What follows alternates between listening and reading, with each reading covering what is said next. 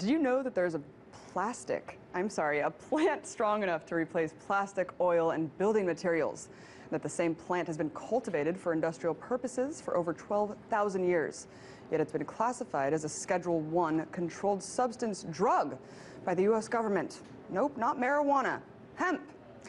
Recently, Kentucky Agriculture Commissioner James Cormer has requested a legal review of the steps necessary for hemp regulation if the federal ban is lifted on growing the crop. That's right. Kentucky could soon be reviving an industry that only a century ago was considered to be the most important cash crop and vital to the strength of the U.S. economy. So let's backtrack a little bit and talk about what hemp actually is. Throughout human existence, hemp has been used as an important source of fuel, clothing, shelter, and even food for people all over the world. In this country, industrial hemp was widely cultivated since America's first settlers arrived in the early 1600s. In fact, even our founding fathers acknowledged hemp's enormous benefits. George Washington, John Adams, and Thomas Jefferson all grew hemp on their private farms. And Jefferson was even quoted once as saying hemp is one of the greatest important substances of our nation. The Declaration of Independence itself was even drafted on paper derived from hemp. So what happened? How did one of the most versatile and adaptable species of crops in the world also become one of the most politically polarizing agricultural resources? Well, in the early 20th century, the plant became labeled a threat so dangerous that it should be wiped out. But it wasn't dangerous to anyone or anything except the industries that it could phase out of existence. So what did the establishment do to ensure their allegiance to the very industries they serve? Well, they did what they do best. They lied and smeared hemp through a propaganda campaign that associated the plant with marijuana. And in 1937, the Marijuana Tax Act redefined hemp as a narcotic, which required farmers to obtain a special tax stamp to grow the crop. By 1970, the Controlled Substances Act made growing the crop without a DEA-issued permit strictly illegal.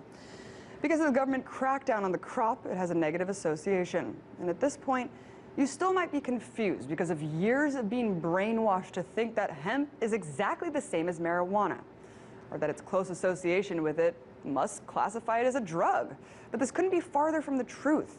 Just check out the Congressional Research Service report on hemp that states, quote, although marijuana is also a variety of cannabis, it is genetically distinct from industrial hemp, and it is further distinguished by its use and chemical makeup. So, hemp is genetically distinct from the drug, marijuana. In fact, if you smoked an entire garbage bag full of hemp, you wouldn't get high. Yet the plant remains illegal under U.S. federal law. And like I said before, not because it's a danger to people, but because it's a danger to corporations. In the early 20th century, hemp competed heavily with the cotton and paper industry. Because paper made from trees had to compete against environmentally friendly hemp products, the paper industry was at risk to suffer. So William Hearst, a New York State congressman and one of the biggest newspaper publishers in America, launched a campaign against hemp. He used his publication to smear the public's perception of the crop, which at the same time was threatening his successful paper company. In fact, this very campaign is where the term yellow journalism derived from. But this was in the 1920s. How is the propaganda still working today?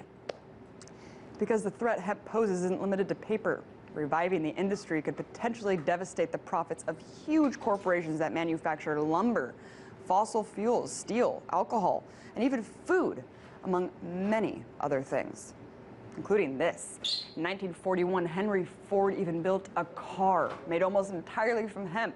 The frame of the car was 12 times lighter than steel and 10 times stronger. Not only that, but the car was powered by hemp seed oil. Do I even have to explain the threat that this technology would pose to giant oil companies?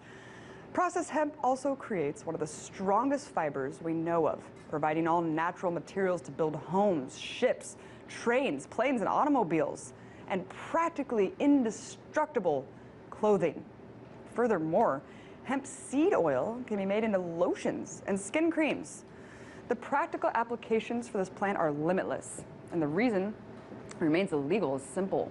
It's just one giant push to preserve the profits of corporations that poison our planet, destroy our forests, and bankrupt the world. But this all could change if recent efforts in Kentucky are any indication, and if moves by a few key members in the U.S. Senate succeed. hemp could soon be removed from the government's list of Schedule 1 controlled substances. The hemp industry could very well be revived back to being America's #1 cash crop. And that's one step closer to succeeding against a model of profit, greed, and control that sadly defines this country today.